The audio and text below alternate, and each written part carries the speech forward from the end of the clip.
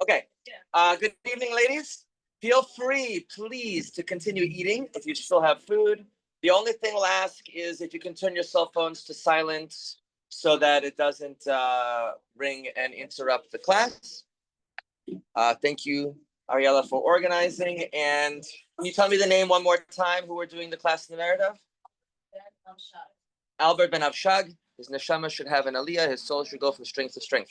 Okay, so this is kind of an impromptu class. Not exactly. I prepared for it, but it was kind of sprung on me a little bit as a surprise because I was told, oh, this week only we're moving the class to Thursday because we have the Chalabik, which is fantastic. But some of the ladies said, yeah, not everybody can make it Thursday, and it'd be a shame not to have the Monday night class happen anyway. Rabbi, can you come in on Monday? I said, sure. So like, what topic do you want to teach? And I was like, what do men want? And then there was a little confusion because somebody thought I said, what does man want? Like humanity, right? And then we cleared it up. And then apparently a lot of women want to know what men want because we got a full room and we got a Zoom audience. So that's great. So one of the things that I think it's important for us to recognize, what do you care, right? I know you care, right? But I'm not asking like I don't know. I know why you care. But we're trying to understand, like, why is it, and don't worry, I talk to the guys the same exact way. This is not a unique discussion. I talk to the guys, what do women want? What are you supposed to do? How do you make this happen, right? And so we're speaking about the same way. Sometimes it's a little bit funny. I'm speaking to guys about what women want. It's like, who am I to say that? But I am very in touch with my feminine side. I even married her. No, it's seriously, between me and my wife, I'm the one who cries at rom-coms. So between the two of us, I might be a little more feminine sometimes, but that's okay. We're all a mix. But that's okay because now I'm speaking to you about men. So then I guess I'm more of an authority here, perhaps. Why do we care? I think maybe people have many different reasons, but overall, the overarching reason is obvious. We care about men want because we want to have good relationships with them, right? Right. If you would ask, hardcore third wave feminists who are men haters, what do men want? They don't care. They don't care what men want. They despise men, right? Nobody here is a man despiser. If you were, you wouldn't have come in, right? This wouldn't be your class. You'd be going to, I don't know. It's being recorded, so I can't say everything I'm thinking. Yeah, I have to keep it relatively kosher. So because you want to have a good, healthy, authentic relationship with the men in your lives. Obviously, we all want a husband. I say obviously because, again, if you were a non-husband wanter, you probably wouldn't be here, right? This is a relatively self-selecting audience. And if you already have a husband, you want to have a better relationship with him.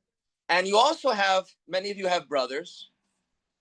Many of you have friends. You have coworkers, right? There are men in our lives that we would like to have a good relationship with. And part of understanding how to have a good relationship is that it's not about only me. Of course, it's also about me. None of us are supposed to be martyrs. Yes, you're all Jewish women. That doesn't mean you have to be Jewish mothers, right? That stereotype is false. The whole idea of the Jewish mother and all those stereotypes has nothing to do with authentic Judaism. For example, Jewish mother's guilt is not Jewish.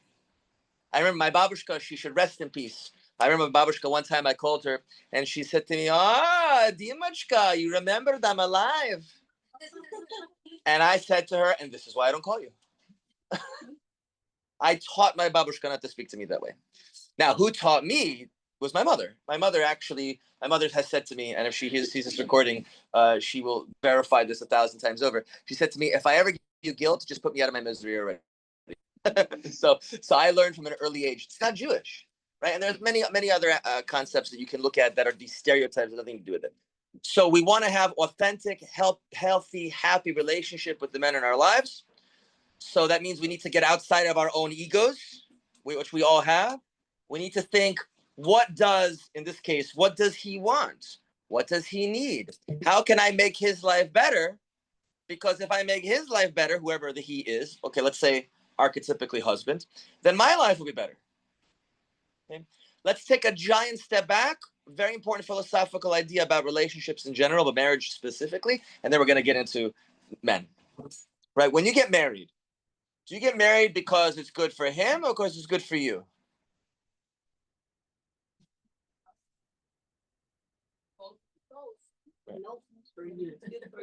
Okay. For my ex.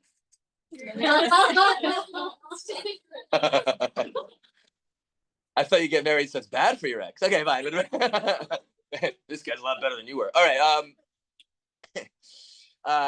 Okay, good. I heard all three answers, right? Which are good for both of us, and I think somebody whispered because it's good for him, but wasn't loud enough because they didn't want to admit to it. Okay, first of all, you never ever marry somebody because it's good for them. Just think about it. A man comes up to you and he says, I don't need you at all. I'm doing this for you. like, first of all, that's like unbelievably cringy. That's just like, what's the word they use these days? The young girls? The ick. Yes. That's the ickiest thing you could possibly say, right? Is that I don't need you at all. I'm doing this for you. This is like charity. Right? I noticed you need someone like me in your life. That's ridiculous. And the other answer, which is for both of us, maybe, but later. Because when you again, we're talking marriage specifically. When you see a guy and you go, I think that's the guy I would want to marry. You're not immediately thinking, and this is how I'm going to be able to enhance his life. That's not the first place your brain goes. And it's not where it should go. It shouldn't go there. You start with, I want him in my life. He's awesome. I want that in my life. But then your brain goes, but how do I get him in my life? I have to be nice to him. I have to do stuff for him. This is rational self-interest. To get what I want, I have to give him things that are good for him. That's how all relationships have to start, even your relationship with God. The rabbis teach us, always, forever, a person only learns Torah for the wrong reason, for selfish reasons. But from the beginning of doing it for the selfish reasons, they'll come to do it for the right reasons. All relationships start with, I want you in my life. Now I start giving to you. I start thinking of you. I start taking care of you. And now what happens, which is almost magical, is the more I give to you, the more I come to have an authentic, loving relationship with you. And this is one of the if you're taking notes, I'll tell you, this is an important point to remember, is that concept, which every one of us has naturally in the beginning, naturally, every one of us immediately wants to give and take care of the other person in the beginning. Then you hear them snore. Then they didn't put the toilet seat down. Then they didn't close the toothpaste. And you start to think like, right? Normal. That's not a women thing. That's a human thing. The moment our brains go from what can I do for you and goes to what have you done for me or what haven't you done for me, that is a poison in the relationship. The relationship is already dying. It might last another 30, 40 years, but it's dying. That's when that shift happens. And so one of the most important principles, without even getting into what men want, one of the most important principles is, as much as you possibly can, and none of us are perfect and we all make mistakes, and that's totally fine. That's why we have teshuvah, we have repentance, is focus your attention not on what can you do for me or what haven't you done for me, but what can I do for you? Now, obviously, I teach the men the exact same thing. This is exactly what I tell men also. So just imagine a man and a woman who are both focused on what they can give to the person and are not focused on what they're missing or not getting or what have you done for me lately, right? That would be a mind-boggling relationship. You should all be blessed to have it if you don't have it already. And if you do, you can always make it better. Okay, any questions so far? These are all very important preparatory comments. Can we put on air conditioner or air? Is that a possibility? Is it just me? I'm the only one sweating? Yeah. And then I'll come back to you. What he does for us in return, we shouldn't focus on that. But we also see a lot of couples when it's one-way investment. So how do you know? Absolutely. And that's why I said that I teach the men the same thing. Absolutely. If you're the only one doing that, you could survive for a little while and hopefully he'll wake up. But if that happens for a while, you're now getting into there's no martyrs. This is why I brought up the whole idea of Jewish mothers before. The idea of like, how many Jewish mothers does it take to screw in a light bulb? It's okay. I'll sit in the dark. Don't worry. I'll be fine. That's not a Jewish thing. We're not supposed to be martyrs. We're not supposed to suffer, be victims. You're supposed to advocate for your own needs. You're supposed to tell the person, this is what I need. Now, there are times, guy had a bad day. God forbid he lost his job. He's feeling sick. He got into a fight with someone at work. He's having problems with his parents. And so he's in a bad mood. Okay, what, you've never been in a bad mood? It happens. Just like you help the guy will cut you some slack and give you benefit and give you room to recover from your bad mood. You do the same for him, right? It makes sense. But if it's going on for a while, that's already a problem. That's already like, we need to talk to somebody. What's going on? Talk to a rabbi, a counselor, a therapist. That's when if that goes on for too long, then you can't survive that for you can survive it for a while, but not forever. You repeat the response that you said to who does it benefit? Who do you want to get into a relationship for? Like the reason why you want to get into a relationship is because it's good for you. Right. Said like the guy says this, like it's not. Oh yeah, if guy and wait, same thing if you do that for someone else. If someone says, I don't need you, I'm just doing it for you. And did you any of you see Jerry Maguire with Tom Cruise? Right? The line that like made me cry was right was like, you complete me, like yeah, you're like my wife. Right? Or the other line that made me cry was, you had me at hello. Whatever, it's fine. Now the idea is I can't that's what we all want to hear. I need you. I can't live without you. I want you in my life. But how do you get them? Right? I said, I said to my wife early on before we were married, when we were dating, and I was trying to convince her to commit to this guy. Right? One of the things they said to her, which every guy lies and says things like this, maybe not exactly, and he says, no one will ever love you like I'll love you. How could I possibly know that? Am I a prophet? Did I look at every guy in the world's soul and go, yeah, it's just me? But you know why we say it, because even you go, wow, okay, you really want to make this work. You really want to take care of me. You really want to love me. Great, I'll commit to this. I'll commit to you. We get that. We understand that. Am I being scientifically accurate? I'm going to be in the top 20th percentile. No, you go all out, right? Maybe a little romantic. I wrote my wife poetry. I think she burned it all. All right. Okay. Can you imagine me writing poetry? Yeah, not anymore. All right.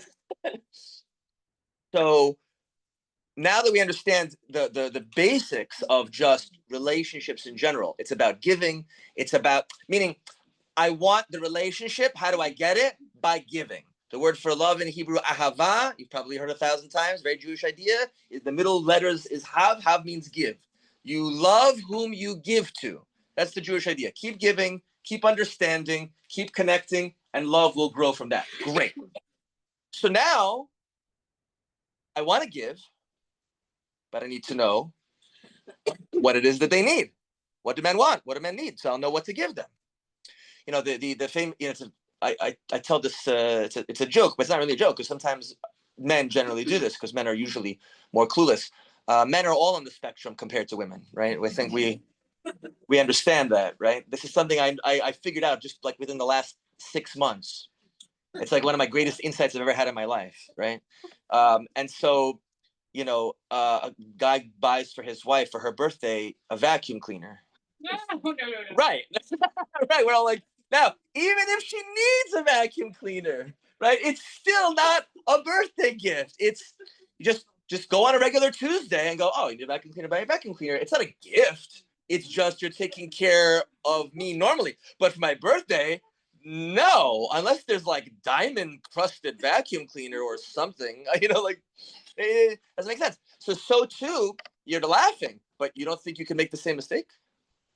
You do something for your husband, and you think like, oh my God, he's gonna be so happy, and he's not happy, and then you get upset at him for not being happy. I know how women are, right? So we have to understand now. Obviously, not 100% of men are identical. We know that, but there are a lot of patterns, right? Just like you can get, if you had 100 men and 100 women in a room, you could be pretty sure, pick one randomly out of each side, and you have a selection. What does this person want out of life, relationship-wise and romantically-wise? You'll be pretty accurate, right? So we're going with relative generalities. Any questions on anything we've said up until now before we continue?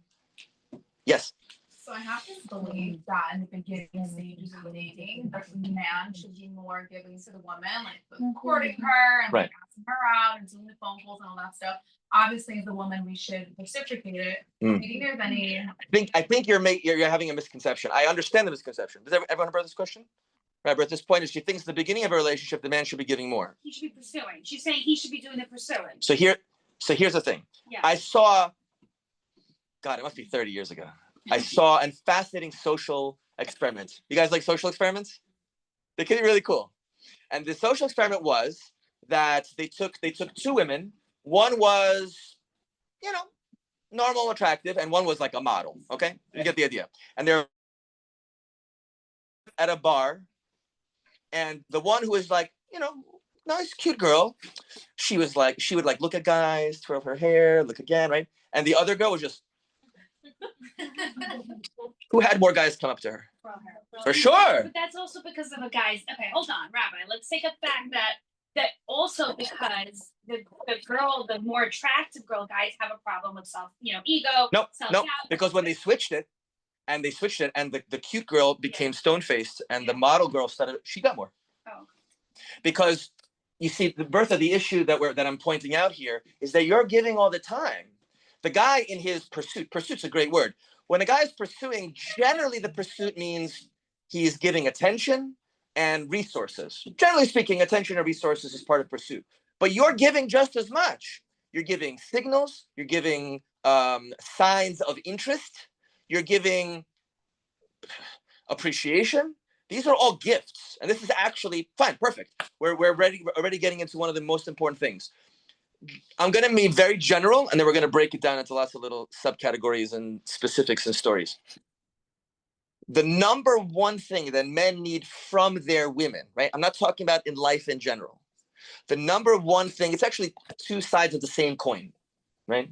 Is support and respect, right? That is what they need. You guys ever heard of the idea of the fragile male ego? Yes. That is true. But you have to recognize the reason why the male ego is fragile is because feminists have been hitting it with a hammer for 70 years. That's why it's fragile. It wasn't fragile hundreds of years ago, right? What the concept is that I am a man. I'm talking not only from a rabbi and educated perspective, but my own personal experience. There is nothing more unbelievably empowering. Makes a man ready to howl at the moon. Oh, let's go. Come to the world. Let's go. When your wife looks at you and says, that was awesome. You're awesome. I can't wait to see what more awesome stuff you have in store, right? And conversely, there's nothing more draining and devastating than contempt and lack of support.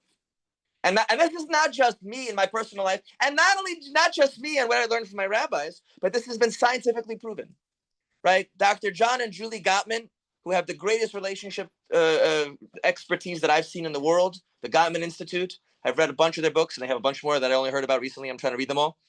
And I took their level 1 therapy course. I never got certified because I'm not going to go get another job. But I learned this material, and I've been teaching this material for many years now. It says there are the greatest predictor of divorce. Number one, highest predictor of divorce is signs of disrespect from the woman to the man. The greatest killer of marriage is this. Did you guys see it? Regina, I don't know here. You can't really see it, so I'm gonna have to tell you what I did. I rolled my eyes.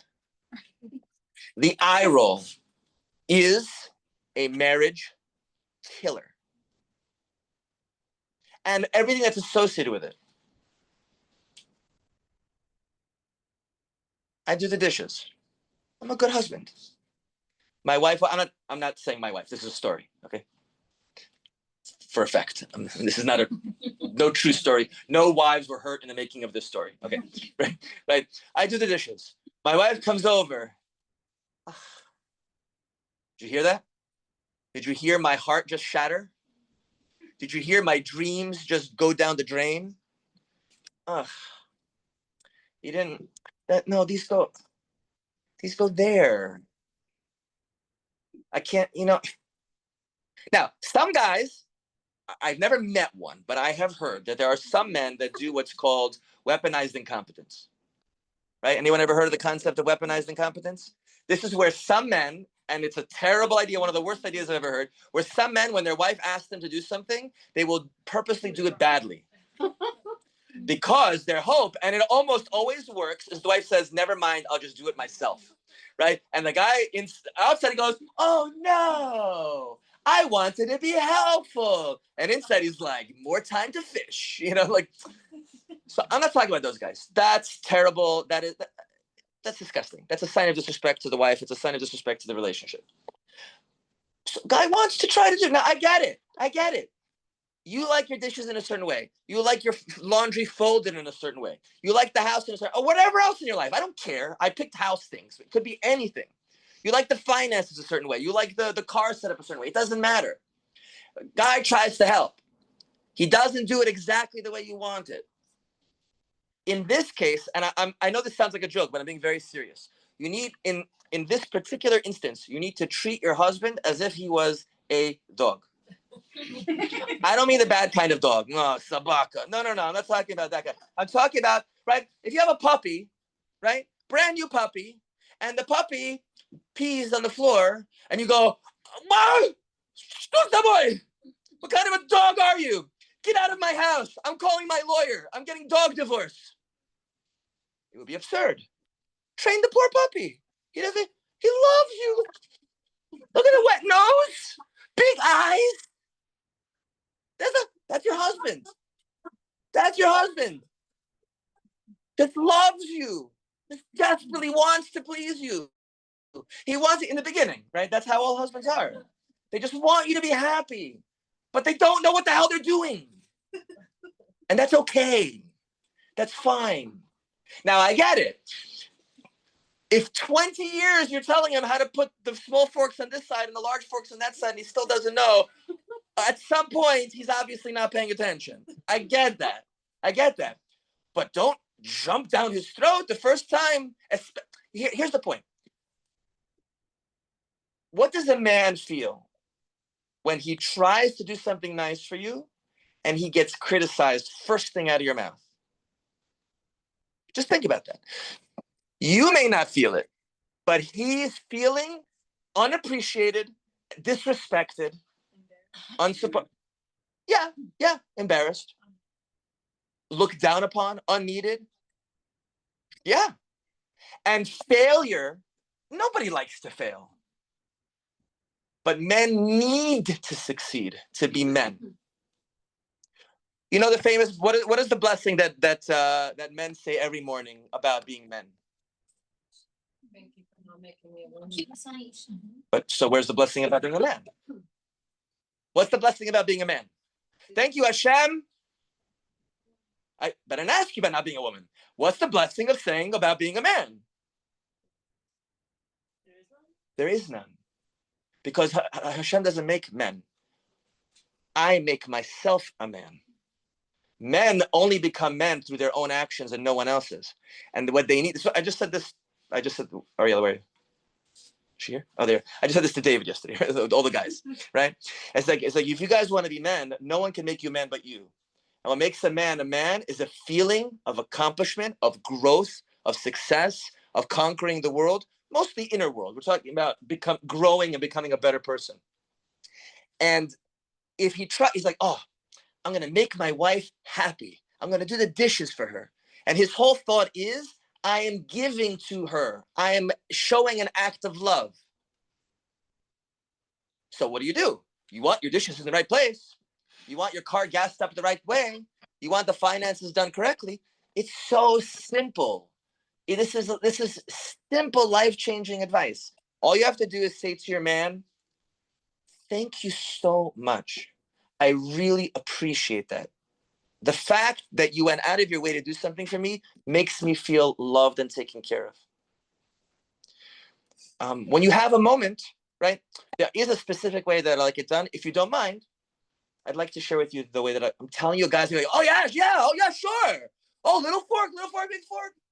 Yeah, got it. Oh, blue, red, yeah, oh, for sure. He's gonna sit there with notepad, whiteboard. He's gonna make diagrams. He's gonna set reminders on his phone. He's gonna tell his buddies, dude, when you come over the house, if you see the small fork on the wrong side, just smack me in the face, bro. And if he doesn't, because he's not that like focusing, that's okay. Just you do it again, and you do it again. Rabbi, how many times do I have to tell my husband? At a certain point, isn't he just not caring? Maybe. That's possible. But that's not how it usually goes. Not in the beginning. That's already when the relationship is having a hard time. If you're in the beginning, you're in that lovey-dovey phase where everything he wants is for you to be happy. Even if 7 times he didn't get it right, it's not because he doesn't care. It's because he's a man. These are not things that he's thought about before. You have to train him like a puppy. And I don't mean that in a disrespectful way to him. And of course, if you say to him, oh, you're a good husband. Here's a treat. Oh, you put the fork in the right place. Like, duh. Obviously, that's absurd. You're exactly doing the opposite of what I'm telling you to do. Right? You do it. By the way, there's not much difference between properly training a husband and properly training your children. There's really very little difference, except for the fact that he's a lot smarter and more mature, so he's going to see if you're ever inauthentic, he's going to catch it. He's going to feel it and catch it really quickly. Oh, it's such a pain. Okay, it's a pain. So what? Do you want a good relationship or not? You have to work at it. But don't worry. I tell the guys tons of stuff too. This right? No one's feeling attacked, right? We're trying to. I'm telling you, what does a guy need? He needs support and respect. Number 1, 2 sides of the coin. Guy says to you, I think I'm going to quit my job and become a rock star. Wow, that's such an amazing dream. Rock star? Wow, I always wanted to be married to a rock star, right? Look, let me help you. What's your plan? Well, I don't know. Let's how long will it take? How much money do we need to survive in the meantime? What's going to happen 99 of 100 times? The guy's going to go, that was a stupid idea, right? Right? Without ever one wrong word from you, without ever one unsupportive or critical word from you, he'll figure it out himself. Nah, it's a stupid idea. Or he'll have a really good plan and you'll go, yeah, it's a pretty good plan. Maybe we'll make it work. Let's try. Right? Okay, questions? This is hard. Ladies, I promise you, this is going to be one of the hardest things you ever do in your life. Because every fiber of your being is going to look at what a guy does, and you're going to go, that's wrong. By the way, this is, I promise you from the depth of my heart, this is so not a criticism at all. This is the way you were created by Hashem, right? We know that when Adam created Eve, he says that she's Ezer Kenegdo. She's the helper for the man by being opposite him. Now, there's multiple meanings to that. One of the rabbis, not my invention, one of the old rabbis said she helps him by being literally against him, by being almost like an opponent, not an enemy, but someone who's like, that was wrong. You need to do that better. Right? Like, I tell guys all the time, and again, please don't take this in any negative way. I'm just telling you the way I say it to the men. I say, guys, there's a holy reason why your wife is nagging you. Right? Now, I get it. Nagging is not a nice word, so I'm putting in a grain of salt. I tell them, but they're not really nagging you. What they're doing is they see an unpolished diamond. It is the spiritual nature of woman to look at her husband and go, there's a diamond. It's not polished yet. And I, as a woman, am equipped with the polishing equipment. You're going to sit there with your hammer. Go to shul in the morning. Go to daven. Make sure you exercise. Oh, you sure you're going to eat that cake? Right? Every little tap, every little shave. Yeah, of course. That's part of the relationship between men and women. Absolutely supposed to be that way. But most men, and now I'm going to, it's a problem that we have in our current generation. This is not your fault, but you still have to deal with the fallout. Is that men have not been taught to be men, to grow to be men. They have been taken care of by their mothers until, I don't even know when. So they say, how long after birth does a Jewish boy get the umbilical cord cut? 40 years. When he's 30, right? That was the old joke, right? Right. That's a problem. And so you're now, okay, we may have to have a whole nother class on how to deal with your mother-in-law. Because that might require another class, right? You definitely can't get into it with your mother-in-law. That will never be a good result, getting into a fight with your mother-in-law. It's like, this is what you did to him. This is your fault. Oh yeah, your mother-in-law is gonna be like, oh my God, you're so right. Let me try to fix it. No, never. That's never gonna happen. Okay, so that separate discussion. But this is the situation. I've heard women complain for decades. Not mature. You're right. That's not a false complaint. I agree with you. It's a problem.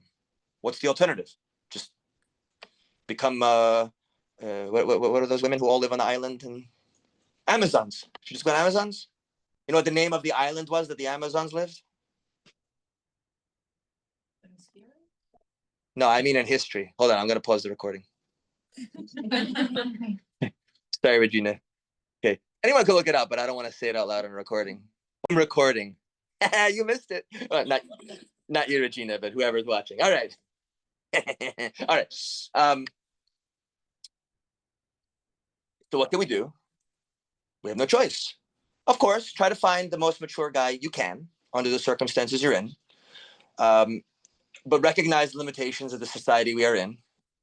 And then you're going to have a job to do. You have a job to do. And part of your job is, how can I help my husband to choose to become a man, to choose to mature? It's never going to happen from criticism. It's never going to happen from negativity. It's never going to happen from fighting and yelling. I'm going to do all those things sometimes because no one's perfect. But just recognize the ideal, recognize the goal. Support and respect. But Rabbi, what if he doesn't do anything that's worthy of my respect? Then why'd you marry him? I had no other options. Maybe, right? Well, then you've got a really hard job in front of you, right? Everyone does something worthy of respect. Focus on those. Yeah. Okay. I don't want to speak too soon, but how much should you be working on the guy? You. That's what I'm saying. Okay. Good. You know, there's a famous joke that women get married thinking they'll change, the man will change, and men get married thinking their wife won't change, and they're both disappointed. Has anyone heard that joke before? Right? So, at the end of the day, you cannot change your man. You can't. He can only change himself. Now, should you want him to change himself? Obviously. I hear men complain all the time. Oh, my wife wants to change me. Duh, she's Eve. You're Adam. Of course she wants to change you. That's in her nature. If you don't want to change, it's because you're a loser. I'm perfectly fine. Like, you know, you go to a young kid, boy or girl, doesn't matter. But let's use a boy as an example since we're talking boys. You know, young boy sitting in front of TV playing Nintendo. And you say, hey, you should study. You have a test coming up next week. You should study. No, I'm perfectly happy the way I am. That's immature. The lack of a desire to grow and become greater is an immaturity. But we already said, we have already all agreed. I agree with you. Men are sadly much less mature than they should be on a whole in our society. The yeshiva world is better, but it's not great, right? Same thing, mothers taking care of their sons. They do the laundry for them, cook everything for them, take care. I'm supporting his Torah study. Yes, you are, but you're also supporting his lack of responsibility and taking care of himself. Both of those things can be true at the same time. Can you support your son's Torah study while also teaching him how to do his own laundry? Or cook himself a meal if no one else is cooking for him at that moment? Or make his bed, or clean the floor, or do the dishes, or change a diaper? I had a friend in yeshiva who was so clueless on changing a diaper, he knocked on the neighbor's door to have the neighbor's wife change his own kid's diaper when his wife wasn't there. True story. This is before YouTube. That's how far back this story goes.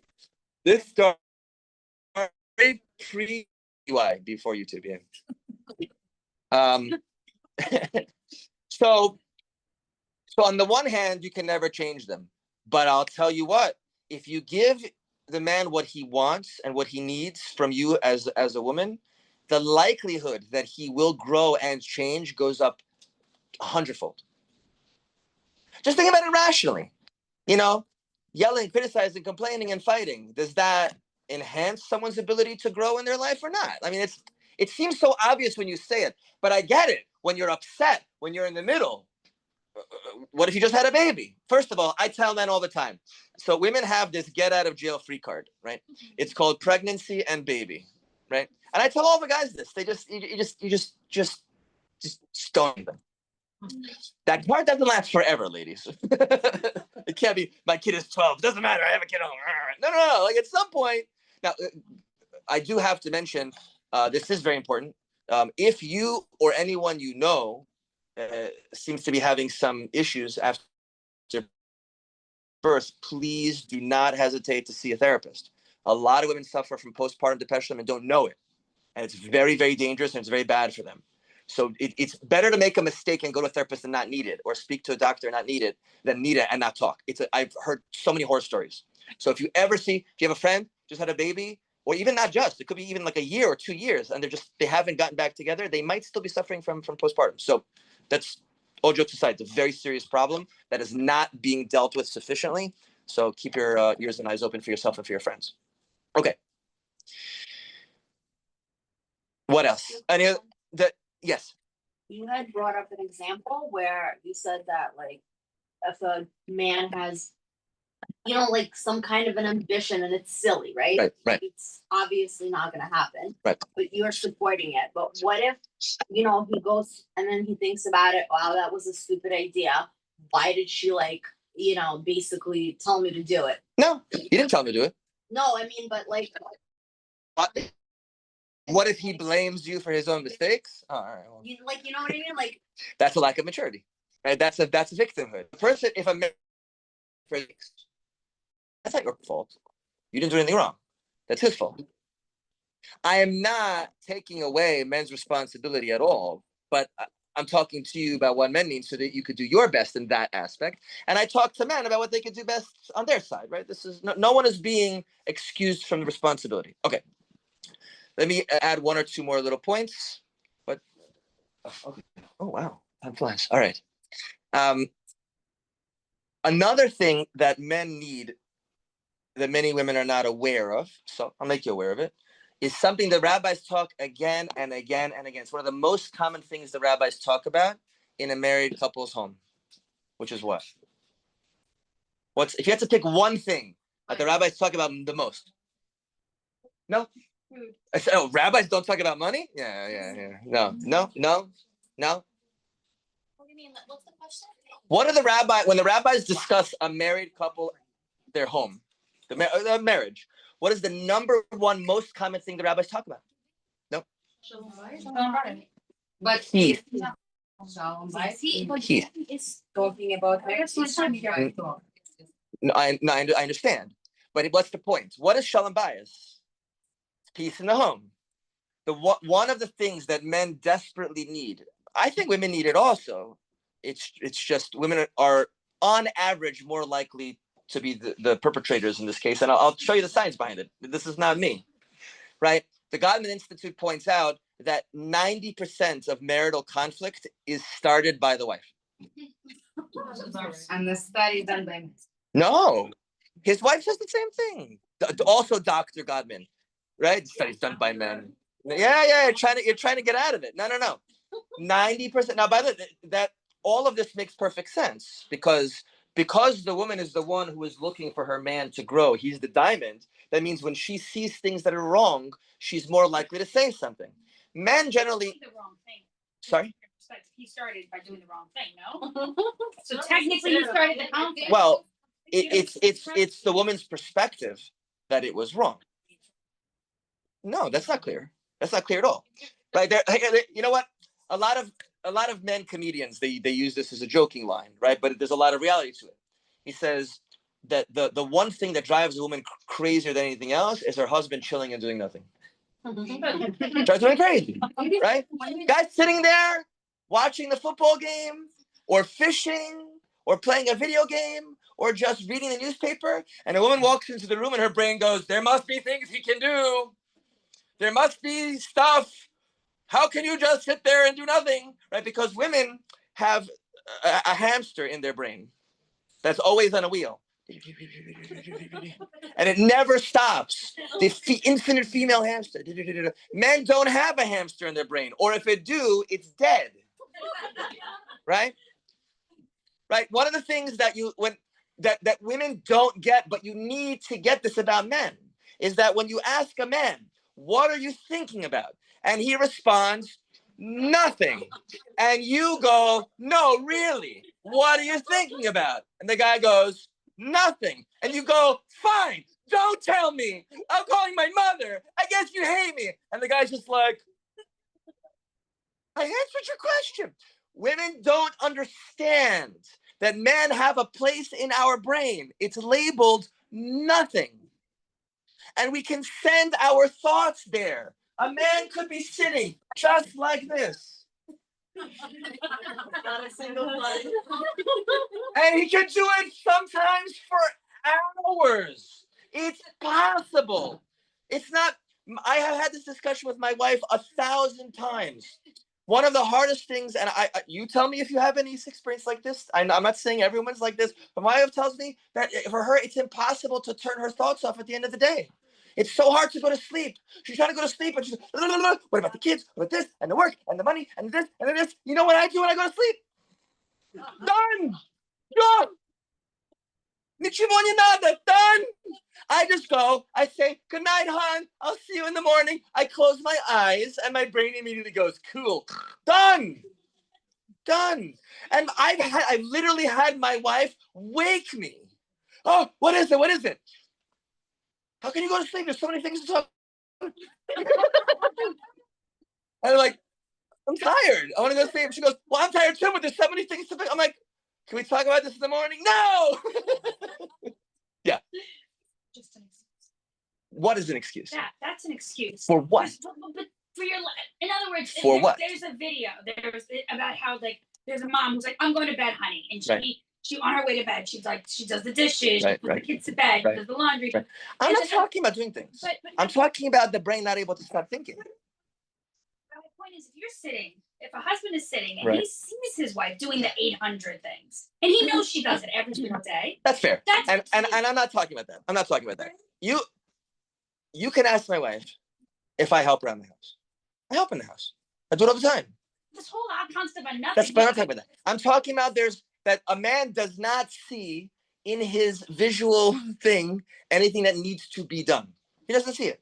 So what does he do? He chills. Now, I'm not saying all men do this. Some men are like, go-getters. I'm going to start a business. I'm going to invest money. I'm going to work out. Excuse for the men who don't. No, because you know what? because you're talking about a tiny percentage of men are naturally super proactive go-getters. And most guys that are hardworking, make a living, right, are not lazy. But when they don't see anything to do, sometimes they chill. Sometimes they don't have things running through their head. Now, sorry? I think women need to relax a lot, and I think Maybe. Gila Muna is actually like, I have the energy to do it, and I will do it, and it's in my power. Who enjoys the crazy mothers in the house? No one ever enjoys it, and the mother herself doesn't enjoy it. You know what's one of the greatest Jewish lessons for this? They're dating, they're like, then they try. therapy, get a massage. Your husband doesn't care if your couch isn't super clean. Like, whatever. One of the most important lessons for Jews in general, but maybe I think you're touching on, there's some truth to what you're saying, is Shabbos. Shabbos is so important because Shabbos is the day where you just got to stop thinking about everything, right? Because this is a day to rest, right? What women don't recognize is that women could turn on Shabbos very quickly, right? They do it every night. Here's my own personal Shabbos, right? Now, please, I agree with you. Those of you who are challenging, right, especially the very, very good challenge, is that there are some guys who don't help sufficiently. They're not paying attention to the wife needs. But let's go back to our earlier lesson. Again, assuming a good man. Okay, there are bad people out there. We're not assuming bad people, right? We're assuming good people. Assuming a good man who loves you and wants to do good for you, and you notice that there are things you need, and he's not helping. You have two ways your brain could go. That son of a bitch. You really don't like your mother-in-law. He knows I need help with this, this, and this. And he's just sitting there playing Madden 93 or whatever it is on the computer. Your brain could go that direction. Or your brain could go, my loving husband. He would do anything to make my life better. He's probably just not aware that I have things that I need help with, right? So you could say, hon, oh, by the way, there's a right way to do this and a wrong way to do this. Here's the wrong way to do it. Hey, are you busy right now? Oh my God. You understand that this puts terror in every man's heart. Honey, are you busy right now? Ah! Right? Because it's the unknown. It's the fear of, right? Fear of death is just fear of the unknown. This is every husband's fear. Like, he's like his whole back, his shoulders. She's going to give me a list of 93,000 things to do. That's it. My life is over for the next 48 hours. So what should we do instead, ladies? I'm sharing with you. Instead you say to your husband, right up in front. No, you're not, in journalism, there's an idea called burying the lead, where you'll give a story, but the main point is 3 paragraphs later. Don't bury the lead. Just tell him, honey, when you have a moment, I need some help with a couple of things, including this and this. I would really appreciate your help. I'm a little overwhelmed right now. Is that okay? If he's a good guy, what guy is going to sit there going, nah, do it yourself. I just feel like sitting here watching TV. They're never going to do that. They're never going to do that. They're always going to say, yeah, I have some time. Or right now I'm busy with this, but I'll have some time later. Can you wait a bit? Is it an emergency? But they'll engage.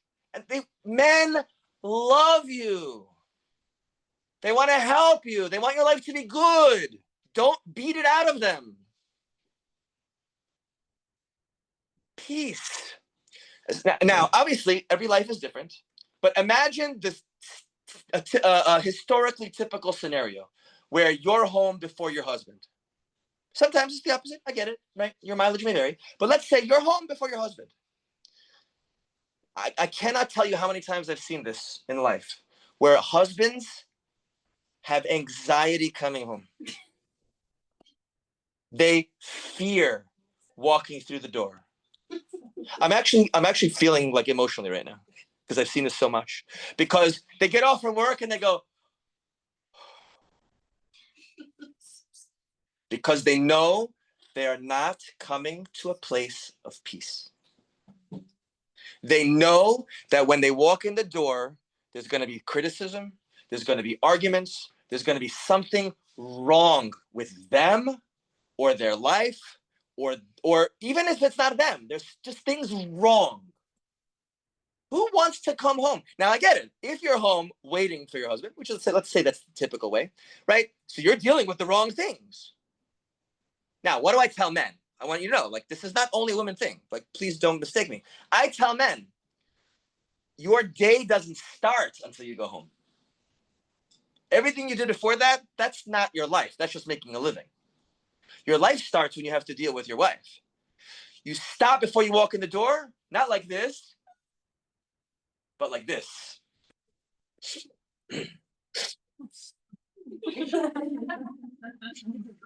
Shem, give me the strength to be the greatest husband and father I could possibly be. I'm going to have patience. I'm going to have love. I'm going to take care of everything. And here's really important. I tell guys this all the time. You know what's the most important thing? Don't take it personally. It's not you, except when it is. That's your problem. If you're making it personal, that's your problem, not his. But I'm telling him, don't take it personally. So now you got it. So what do I tell you? Because I'm telling the husbands this. What do you have to do? What's the best? Again, have to. I'm not your boss. I'm saying, if you want to make it the best you possibly can, this is what you do. Husband's coming home soon. You've got 1,000 problems. None of them matter for 15 minutes. If you have kids, you tell them, Daddy's coming home. Stop what you're doing. We're going to greet him. Welcome home. Give Daddy a hug. How was your day? I'm so happy you're home. Can I get you something? Do you need anything? You understand what a difference that makes? That a guy knows when he comes home, there are people who want him there, who appreciate what he does, who respect him as a person and the things he adds to their lives. That's not going to be a fighting, crazy, lack of peace place. He's going to want to come home. He's going to look for, he's going to be at work all day getting crapped on by his boss. Hopefully not. Hopefully he's got a good boss, right? But I'm giving you a typical Western example. He's got a hard, stressful life at work, and he knows when he comes home, I'm welcome here. This is my oasis. And then he's going to go, okay, yeah, I feel amazing. What can I do to help you? Now just imagine that you do this and he is getting ready to be the best husband he can walk in the door. Wow, that's incredible.